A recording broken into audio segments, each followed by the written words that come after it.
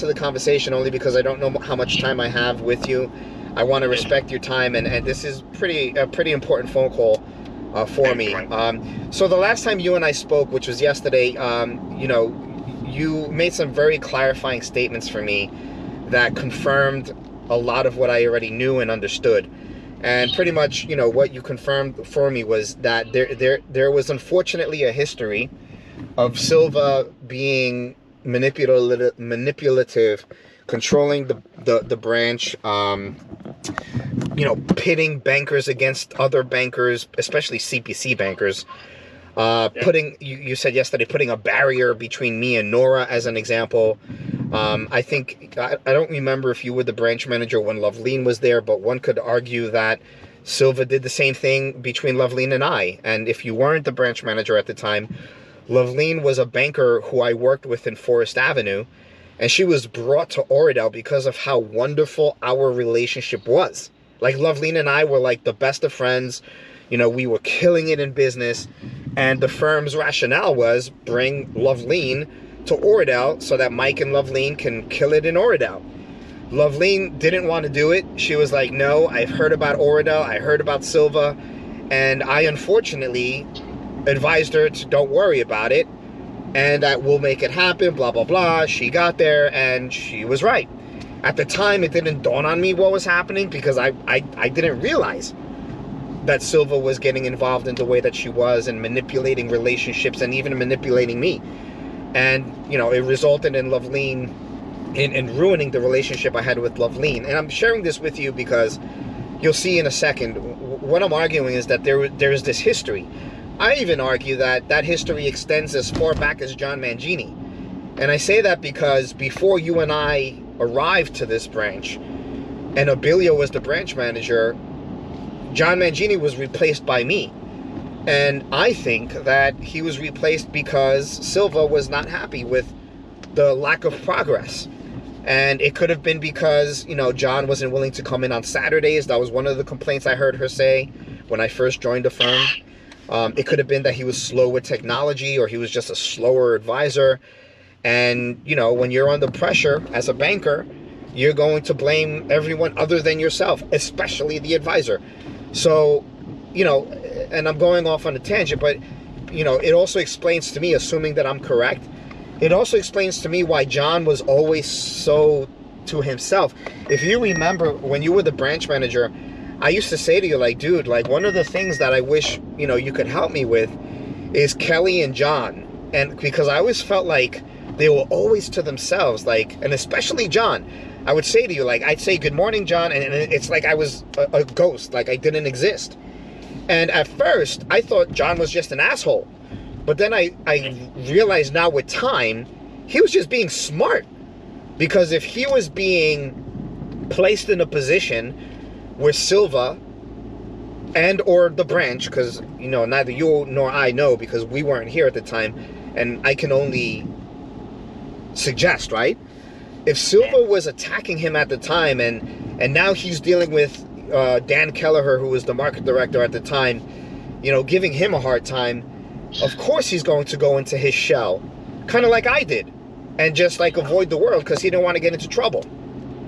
So the point that I'm trying to establish is that there was this history of Silva doing this before you and I even came in. And then, of course, when I was here, things were great at first. But then once the pipeline dried up, because what she, in my opinion, had done, she had a pipeline of leads that she had built that weren't going to John because, as you remember, and, tell me if I'm wrong, but Silva used to have the habit of withholding leads. She would... Yeah, we used to call it sandbagging at that time. Yeah, exactly. She would sandbag, the branch, sandbag, advisors, and she sandbagged Mangini. So all of a sudden, when I came into Oradell, and this was before you, but she had this whole, like, list of people, and we, the first year we had great appointments, but then all of a sudden it disappeared.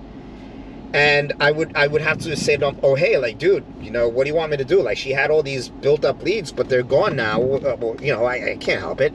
But yet another example of her, as you said, sandbagging, manipulating, blah, blah, blah. So, in conclusion, and in my summary, and then me seeing if there's any other questions you might have, and then me kind of going into the final piece. You kind of confirmed for me yesterday what I had believed about my relationship with Nora, especially. Did Nora and I have differences? Absolutely. But were those differences exacerbated by Silva putting a barrier? And yesterday in our conversation, you pretty much confirmed that for me and actually clarified that for me, because I kind of knew it, but it wasn't clear to me until you kind of said it. Like, I was like, you know what? He's right. And it was very clarifying for me. But anyway, go ahead. Sorry to interrupt, Mike, but one thing about Nora, and I'm talking about Nora and Silvana, is Nora, yes, you and Nora never click, or maybe never would not click because of two different strong personalities. But one thing I can tell you 100% with confidence, like Nora is not Silvana. She will not manipulate. She will either tell you on your face, right, or she will give you, cold shoulder. She will not work with you. Right. But she will not go to manipulate, or she will not listen to anybody's opinion to have to manipulate her relationship with anybody else, because she had her integrity herself. She was a good woman. But then again, she was played so badly, and she didn't know what to do. It was the whole atmosphere there, and she just thought that she's a victim of the atmosphere. And one end it is Silvana, and the other end is you. So she's getting from both the sides. She doesn't know what to do. But if Silvana did not play this game, I'm sure maybe personality-wise you both are different persons, but work-wise you could have a much better relationship than exactly. We would have worked it out. And actually, there was a point in time in which we did, but then for some reason, something would happen, and I wouldn't understand or know why. But now it's clearer to me. I don't know what it was that Silva would, specifically do, but now it makes sense. And listen, man, between you and I, and again, between you and I, part of the reason, and now I feel bad because now I feel like I'm breaking Silva's trust. But you know what? It is what it is, because maybe she's been manipulating me the whole time. Part of the reason why I felt differently towards you was because there came a point in time where Silva and I weren't seeing eye to eye, and she and I had a conversation, and she started to tell me things that you allegedly were saying about me. And I don't know if they were true or not, because honestly, at this juncture, I don't even remember. But a lot of, if you recall yesterday, we had this conversation about how important loyalty is to me, and how I always, viewed branch manager and financial advisor relationships as business partners. We're equals, and although you're the branch manager and you drive the branch, you lead the branch, I always felt like we were co-owners of a business, and we have to be able to trust each other, blah, blah, blah. I said all that yesterday. And part of what happened that I didn't disclose to you yesterday and before today, Silva would tell me a lot of things, man, that you allegedly, and I have to say allegedly, because now I don't know who I'm feeling, things are clearer to me now. But she was telling me that you were going to Michael Hay, that you were complaining about this, that you were complaining about that. She said to me that they were trying, that I think you were trying to even separate her and I, and that you were putting a purposeful wedge between her and I because you wanted Nora and I to work with each other. She had told me that she was put on PIP, I think, because you all were trying to work her out of the branch. She told me a lot of things, and basically what I'm trying to communicate is that she communicated to me that you were basically throwing me under the bus, and that played a big part in what I think hurt our relationship and created misunderstandings, because, as I said to you yesterday, in an environment where I feel that I can't trust anyone, I shut down, because then it's like, just like John Mangini, that's why, in the last few weeks, I've actually grown to respect the man even more, because I'm like, now I understand why he stays quiet, why he doesn't talk to anyone, why he closes the door behind his office, why he stays to himself, why you practically have to beg him to go to a holiday dinner, because he's smart. He knows where he is. He was in a very dangerous, toxic culture. And it's and I didn't realize that about him until now. But the point that I'm getting to is that Silva had settled, and that's why trust between you and I at the same time was affected as well. With that said, I don't know if there's anything you want to say in reference to that, by the way, because that was a lot that I just said there. Yeah, I mean, it's not totally wrong, Mike, what you heard from her. Yes, she was put in PAP plan, because what I did is, some of the part is correct. I'm telling you what is correct. Sure. Some of the part is not correct, incorrect. I'll tell you what is correct. Okay. The part which is correct is, yes, I tried to break that.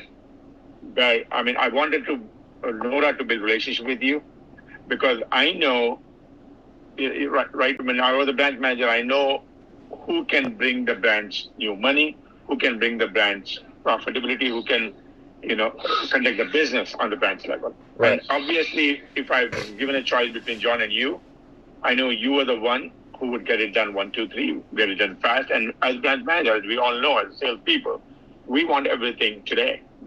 I know tomorrow will come. I know we'll talk about relationship building and all that stuff. That's true, but we need numbers every month. And I know that you are the person. So what is correct about Silva I'm mentioning to you is, yes, I really wanted Nora to work with you, so that Nora gets benefited and the brand gets benefited, because you're the one who would have driven the process.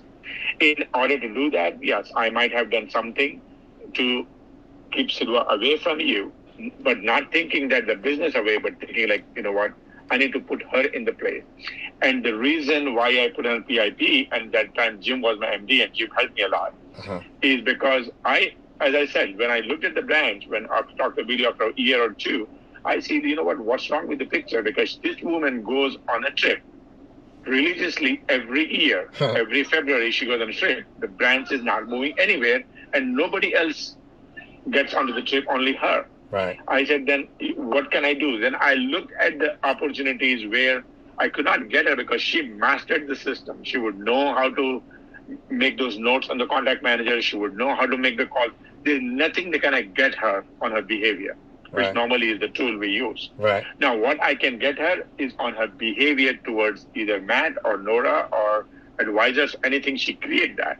So I took that one and I run with it to Jim and then HR. I said, I want this woman to be on a corrective warning, because they made a change. They said, no matter if you're a top performer, if you are on a written warning during the 12-month period, that automatically disqualifies you. That was the change made that year. So as soon as that change came and I heard that call on a branch manager's call, and this is again confidential to me, my mind immediately thought like, okay, this is the thing I can do just to show her that she's not going to make the trip. And then I went to Jim next day. I said, Jim, I need your help. This is what I thought about. I just heard the new change.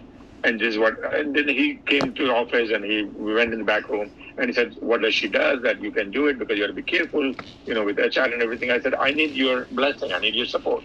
Yes, she does a lot of things. I can't pinpoint really, because the way she creates this atmosphere, but I do have the tools where HR, I can reach out to HR. He said, you know what, send it to me. Let me review it and then I'll give you okay. I did that. He gave me okay. I went to HR. I spoke to the HR person. I said, this woman creates this friction between the employees and it's hurting the business. She goes on the trip, the business doesn't go. And they looked at the history of the bank. They agree with me. It was difficult for them, but they did it. So I gave her the warning, and that was the first year after 18 years she missed the trip. Right. So during my tenure, two things happened. One, she missed the trip because she was sick. At the time when she has to take the flight, she got sick, and unfortunately she could not make it, so she has to miss that trip. Not anything to do with me, but it's to do with her own doings that she got sick. And the second year, because I put on a written, so 2 years in a row she missed the trip, and that was the last. Even though she said she doesn't care about the PVC, she doesn't care about the trip, it's all BS. She cares more about her performance, her PVCs, and her recognition than anybody else. But for her to say that she doesn't care is totally a lie. Yeah. It's So fabrication. so let me ask you another question too that this reminded me of. One of the things that became clearer to me from this whole experience and introspection and research into what's wrong with the branch, I was reminded of times in which Silva basically would say to me, well, I'll just say it. She created an environment where if you don't refer to me, I don't refer to you. Shit, did I lose you? What happened? Hello? No, I'm here. Oh, okay, because my radio just went off. I'm like, what happened? Does that sound like something maybe she would have done? Yeah.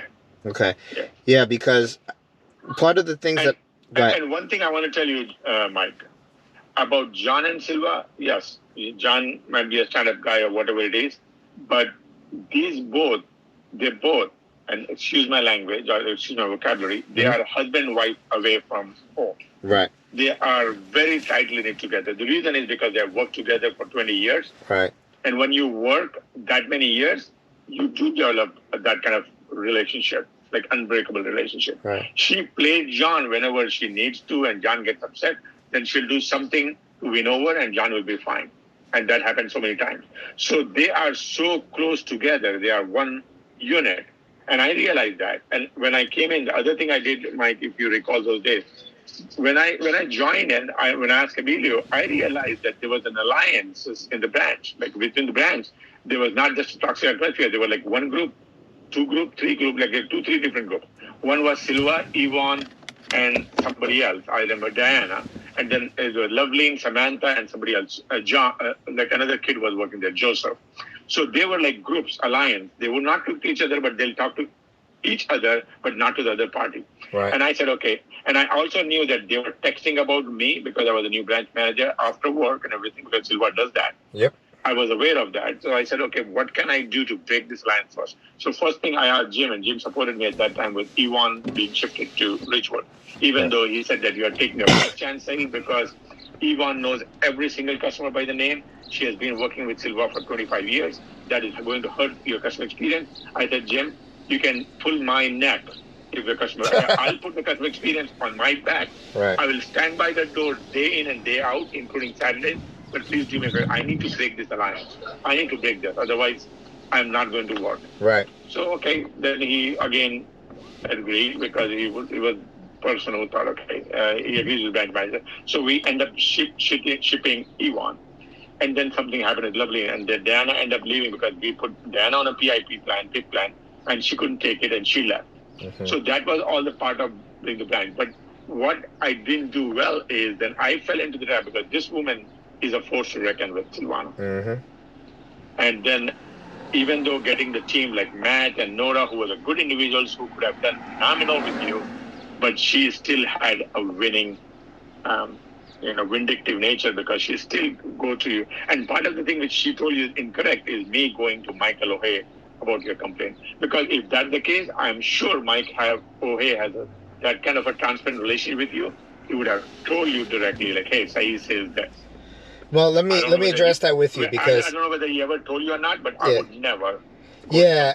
Well, and again, to be transparent, O'Hea he participated in part of my sentiment of confusion.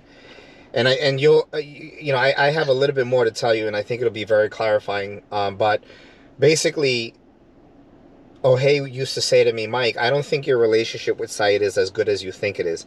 Because I would say to O'Hea, I was like, Mike, Saeed and I are really close. I don't know why you feel the way you feel.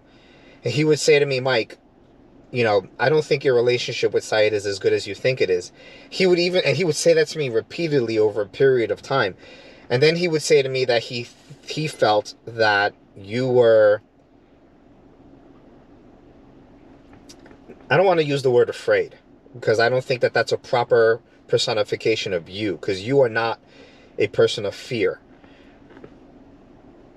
Yeah. But I'll use it just for the case, the ease of simplicity. You were afraid of confronting me about issues that you had with me, and therefore you would, I assume, go to Mike, but then at the same time, Mike would never say to me, Saeed said this, Saeed said that. he would always just suggest to me that our relationship wasn't what I thought it was. And that, by the way, also contributed to my feelings of like, then who the hell do I trust? Because you know what? Another thing too, Saeed, that that in speaking to you reminded me, one of the things that really hurt my feelings was that I feel like I'm a very good judgment of character, and that I'm able to read most people very well. Because heck, when you do this for 20 years in sales, your job is to read people. And when I worked with you that first year, like I legitimately was like, this is my boy. Like, this is my friend. You know, I told you things about me that were very personal, and you know, etc. So when and especially because in speaking to you, you would be very frank with me. You would say, like right now, like you were saying, Mike, here's what I did say, here's what I didn't say. You know, you're like, yeah, I said some stuff, Mike. Yeah, I did. But here's what I didn't say. And it was that type of approach that in our first year together made me feel like, yeah, this is a stand-up guy. Like, you know, and that's what I appreciated about you. But when I heard from hey, saying, yeah, well, you know, I don't think your relationship, blah, blah, blah. And then from Silva telling me, you know, that you were saying this and saying that, I was like, wait a minute. So like she led me to believe that you were talking behind my back. And that was that, you know, and again, I'm telling you stuff that I'm taking the risk here. You're a Chase employee. I still am too. But that played a significant role in the breakdown in our relationship between you and I.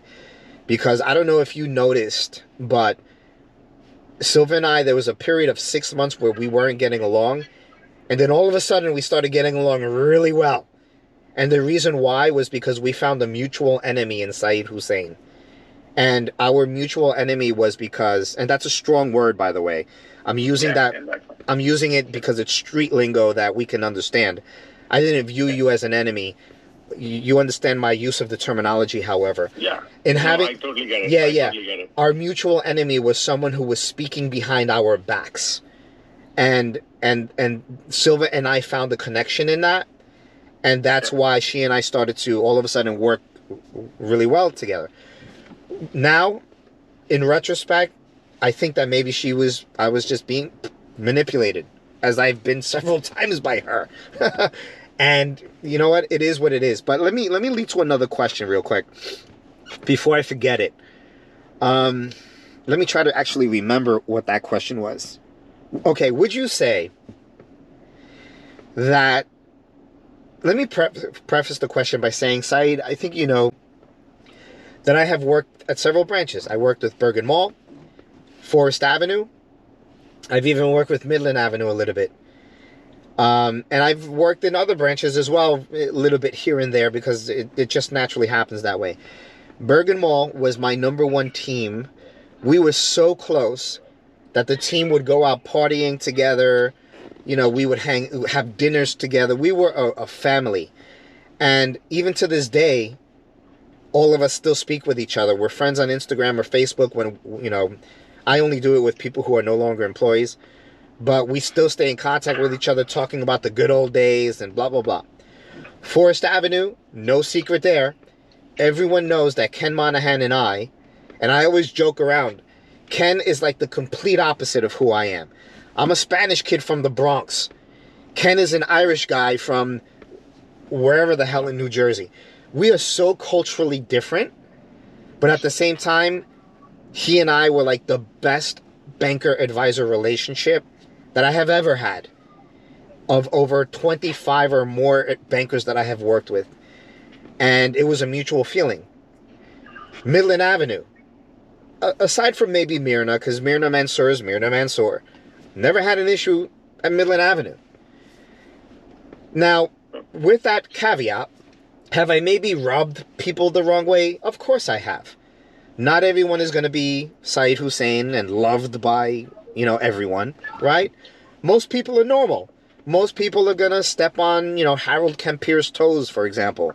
Harold didn't like me because one day I corrected him on something that I thought was wrong. And he took offense to it and went to Michael Hay and complained about it. The branch manager at Bergen Mall, Ingrid Gamboa. After I stopped covering Bergen Mall, well, she naturally got upset with me when I wasn't going to the branch. And I was like, I'm sorry, but I cover Oradell now. So that led to tension between her and I. But all of this background I give to you for a reason. Because historically here at JP Morgan Chase, I have had nothing but good connections with bankers and associates. But for some reason in Oradell,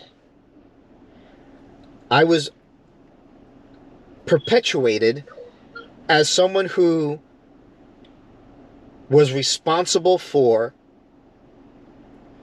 the lack of a relationship between myself and individuals like Nora, Loveleen, yourself. Yeah. What are your thoughts on that? Yeah, I mean, you know the answer yourself, Mike. You know the answer yourself. Yeah, but I want to. For me, it's confirming that it's not me being crazy and that I actually am right. And you'll see why I'm asking this in a second, because there's a final piece of history that I'm going to add that will explain why I'm saying this. But you were going to say. Yeah, I mean, I think the only difference between your other branches which you mentioned, the relationship you mentioned, and the Oradell, it all comes down to only one person. Right. Amen. And that person have stopped you for having the same kind of relationship in this branch with not just one, but more than one individuals. Okay, I may be wrong. I might have said, I may have the power of branch manager, so that I might have more influence. But what about the other bankers? But everybody, anytime when somebody gets close to you, somebody works a little well with you for a week or 2 weeks, then something happens, and then things go south. And because she is a master planner. And then again, another thing on other side, Mike, you have a life outside Chase. I have a life outside Chase. We are at a different stage of our life. We have our kids who we have to take care. We have a wife who we spend time with. We have the family who we take care. I'm talking about everybody. You, me, Nora, or Loveleen, everybody. We all have kids at the same age. We are all at the more or less same age group. But the other individual, Silvana, has done with all this responsibility. She has nowhere and nobody at home to go and just take care and be involved. Her life is this. She can do this 24 hours. You and I can't do this 24 hours. Right? Either we'll have a good day and then we'll go home and have a good day, or we'll have a bad day and we'll go home and have a bad day. Right? But then she can think about this over the weekend. She can do 24/7 about this because she has nothing else. Her kids were not home. They were all grown up and they went on their own way. Yeah. Her husband is like, he's a nice guy, does his own thing, does not bother anything. So she would have this plan to do everything. Even though she was a part-timer and she still is part-time, but she gives more hours in creating this atmosphere in the branch than even anybody of us who put a lot more hours than her. Right. Because that's the force. So I think she is the reason, if you're asking me, that happened. Because now, even from yesterday, I was thinking about it. Like, why did Mike call? Why did we speak about what's there? And then I said, you know what? I have to talk and I have to clarify. Not for you, not for anybody, for my own self, because I feel the same way. I'm not the person who you thought I would be. And you mentioned like our first year, yes, I like you, you like me, we went off. And then all of a sudden, I fell into the trap, which she creates for everybody else. She created it. For everybody else, she created that trap. And we all, maybe you and I, if we could have understood now, what we understood now, if we would have understood that time, maybe things would have been different. Things would have been improved. But then again, the issue is, as you said, you were shutting down, and I was just like, you know what, I don't want to be bothered. I don't want to bother. I have enough. I have to make the numbers. I have to make sure that I am doing the audit. You have 10 things to worry about. I never paid attention. What I could have done is take you out, and we could have spent a couple of hours outside, not in the branch atmosphere, and talk it out. I would have let you say whatever you want to say. I should have been very open and be more honest with you in communicating to you, like, hey, this is the issue, man. And I should have How been can more we fix open it? and honest with you too, but Yeah. We I should think, have realized that we both are shareholders for that branch. and we were being set against one another too. And that was not good for anybody. Yeah, You would not yeah. have one doing that. Yeah. But again, bygone is bygone. Now Yeah, that we are yeah. like- I'm glad that's we're what having I this was thinking conversation now yesterday. because it has clarified, and because I liked you as a person in many different ways. I moved on, Mike, and Yeah. I'm being honest with you, I Yeah. would never want to work with Silvana again or anybody like her. But I don't again, blame I you. told you yesterday, I hope our paths cross again in some way. And in that way, at least we know, we clarify, and I know what kind of personality you are, and you know what I am, and then we will do wonders if we, Yeah. again, work in whatever capacity you work. But with Silvana, no matter what you do, either it's her way or no way. Either it's her success or no success for anybody. Amen. If you want to be successful, it's on her back you'll be successful, Right. not helping somebody else, and Right. that is wrong.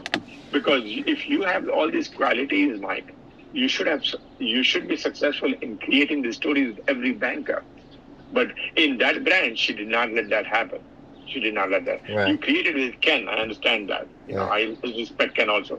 He created with Levlin in another branch. You created with Amrik maybe in Bergen Mall. Yeah. But you couldn't do it in this branch, and that is because only one person only. Yeah, amen. Last question, and then I want to give you the update as to where we are in the branch and why I wanted to speak with you. The last question is, would it be fair for me to say that Silva has a history, not just with me, by the way, but with John Mangini as well, maybe even Kelly and other bankers not bankers, partners that you are aware of that she works with? Would it be fair for me to say that Silva would have the pattern of working really well with someone, in particular me, but then something would happen that would make her unhappy? And it could be because all of a sudden her sales aren't or using some of the terminology you used, which was she wasn't hitting the numbers she wanted for herself. Or someone wasn't sticking to her game plan, and her modus operandi was to, by default, complain about the person. Is that a fair statement? So your question was, does she have this with everybody else? Is that your question? Yes and What was no. your question? Yeah. Did she have that history with me? And did she have that history perhaps with other partners? Like you mentioned before, John Mangini, for example, where like they're married together and they would have like, I'm ad-libbing here, but they would have great periods of time, but then what would happen is he would do something and she would complain about him, but then they would buddy up again. And so did she have that history of complaining about partners if those partners weren't meeting her personal expectations? Yes or no, Mike? The yes part, yes, but the no part is with John is an exception to the rule. She has a very tight-knit relationship with John. Okay. So, and no matter what John does, even if it bothers her, she'll come out of it like in a few days and she'll mend her with. Even if John doesn't mend, she'll make an approach. But in the other case, she will not. She will ask the other person to make that approach. And now with Kelly and everything, it's the same thing. But where you stand different is because Silvana, in order for her to hit the number month over month, it's not coming from the loans. It's not coming from the business. It's not coming from anybody else. Where she can meet the numbers is investment, deposit and investment. Right? So you are more pivotal for her success than Kelly or Kevin or any RM like Anna. Now Anna Landono is RM. They all, yes, she will use it, but she knows in order for her to just keep hitting that number month over month, she needs Micro Zero, not Kelly, not Anna, not anybody else, not the tellers, not the branch manager. She needs this. So I think that's why she has more, working or non-working relationship with you because it goes on and off than anybody else. But she'll have the same personality with anybody because that's the personality. Gotcha. Except John. I think John is different because I realize that. Mm-hmm. I realize that. Yeah. Thank you. So let me give you the update on where we are, and then I'm going to ask you a question. So basically, long story short, because I don't want to take up much more of your time, and I thank you for this time today. So since your departure and the introduction of the new branch manager, Jason Ojeda, Yep. I was told very clearly by Mike O'Hay that he can't have a repeat with this new branch manager, meaning that if... what we went through. Yeah. So basically, Mike O'Hay has concluded that I am the problem. And that I am the reason why the branch is not working. I almost want to cry, to be honest with you. I almost teared up a little bit, but I had to control my emotions because I think it's hurtful. Listen, I'm not perfect, Saeed. There have been things that I definitely could have done better, that I could have done differently. I do not question that. However, I do not believe that I am the root cause of the challenges that existed in Oradell, and especially not now, because what I'll say is that in the last year or so since you were the branch manager, I made a lot of different changes. And the reason why I made those changes was in part because I was, for lack of better terms, threatened by Mike O'Hay, and I had no choice. But also because, as you've acknowledged about me in the past, I am someone who does a lot of introspection and says, okay, where am I wrong? What can I change? And there was also a healing process where at the time I said to myself, you know what? I was hurt by the firm, by them taking away branches, changing our compensation, blah, blah, blah. But I really love my job. It's not about the money. I like what I do. I like my job. and I want to retain that job.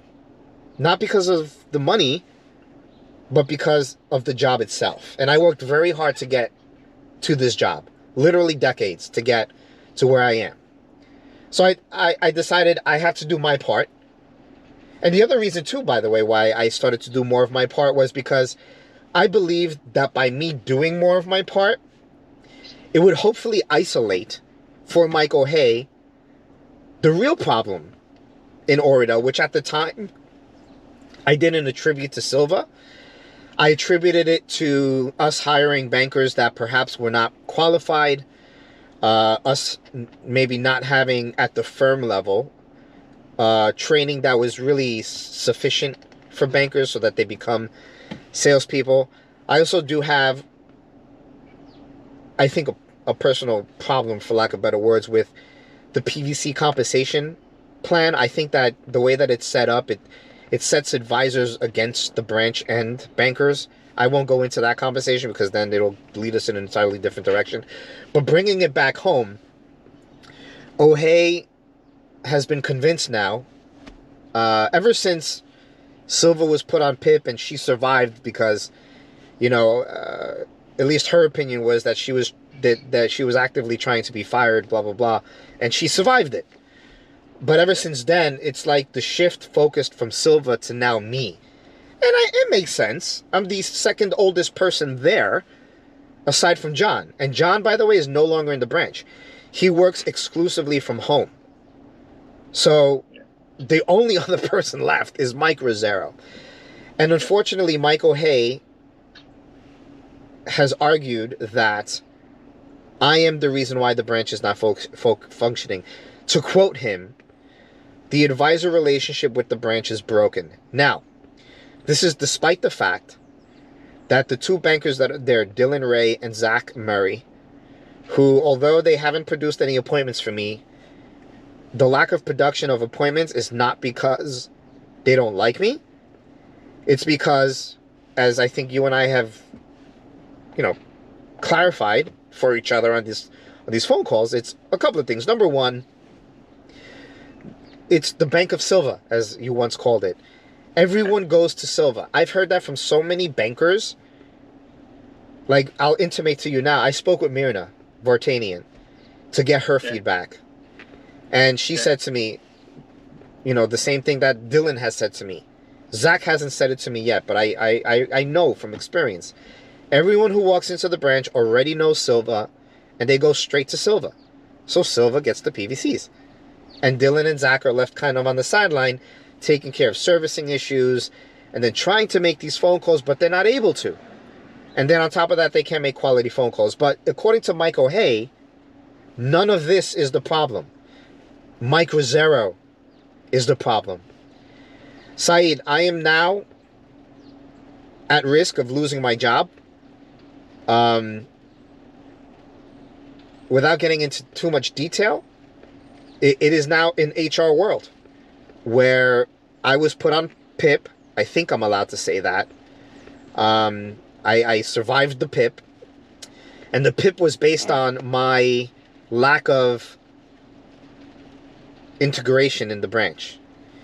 And my argument to Mike was like, Mike, do I butt heads with Silva sometimes? Sure. Do I butt heads with individuals sometimes? Sure. But you can't argue that the integration is not there. Now, could I have done things differently? Absolutely.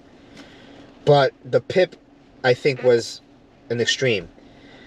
Now, with the current branch manager, Jason Ojeda, he and I had a wonderful relationship. And you know, it's funny, now that I think about it, it's almost reminiscent of my relationship with you. Jason and I were so close, Saeed, that I would joke in a way that I normally don't joke with people in a business setting. And I think you can read in between the lines with what I'm saying there. Yeah. And then all of a sudden, things broke down between Jason and I. And it was pushed up to the HR level. And I'm telling you way too much. Shit, I might get in trouble for doing this, but I'm telling you for a reason. I want to tell you, Mike, whatever you're saying is not going anywhere. Jason reached out to me only when there's a business need, and I always responded to them because, he reached out to me, and if I can help, I will help. Even yesterday, he reached out, do you have any BOA contact? I texted somebody who I know at the BOA with name. I said, reach out to this person. Right. So that's all it is. But nothing, I never asked how is everything, and never, because I know he's in charge, and I moved on, and I have no reason to even ask or get involved. I hear you. Whatever you're saying, it will never go to anywhere. And I believe that. I believe that. But the reason why you reached out to me because you trusted me with something, and that's what made you realize to reach. And not only this, now, real quick, again, very confidential because you know this girl very well. Surely, 2 weeks before she applied for the senior auditor position in JPM, she wanted to come in. She reached out to me. I reached out to Amira. I reached out to the recruiter, the manager who she was hiring. I sent an email, a reference and everything, even though she knows that I am not a manager. But the respect, which I think we developed. Unfortunately, except you, we had that. And then today, I followed up with her after 2 weeks. I said, Sherry, what happened? I did not get anything from manager, but she said, well, you know what, they said that I'm not qualified for the senior. They wanted me a couple of more years and everything. I said, all right, you know what, it is what it is. If I can be of any assistance. She said, Saeed, I just need your, can I talk to you today? And I said, you know what, it has to be after 6 today, Shirley, or tomorrow afternoon, because I'm not available after 4:30. She said, okay, I'll call you after 6. So these people who Shirley left like a couple of years back, but for them to reach out because they trust her, and same thing made you call me and we have a conversation. But I want you to think that it's not going anywhere. You can open up your heart and say, and if you want my suggestion, I'll give it to you. If you just, wanted somebody to, the resounding board, you can use me. I would not say anything. Well, that was initially why I reached out to you, but now I do need you for one more thing, and which is what I'm going to lead to, and we'll explain why I keep saying I might get in trouble now. What I'm trying to ultimately lead to, Saeed, is that because of the HR allegations made against me, I used to think by Jason, but now I think it's Mike O'Hay. I believe that right now Mike O'Hay is actively trying to work me out of the branch, possibly get me fired from my position, because he's convinced that I am the reason why Oradell is not working, and that I am the cause of the toxic environment in Oradell. And when I responded to HR by stating pretty much everything that you and I said here, they said to me, well, great, but is there anyone who can, what's the word that they used? Corroborate what you're saying. And I said to them at first, I'm like, well, that's asking, the answer is yes.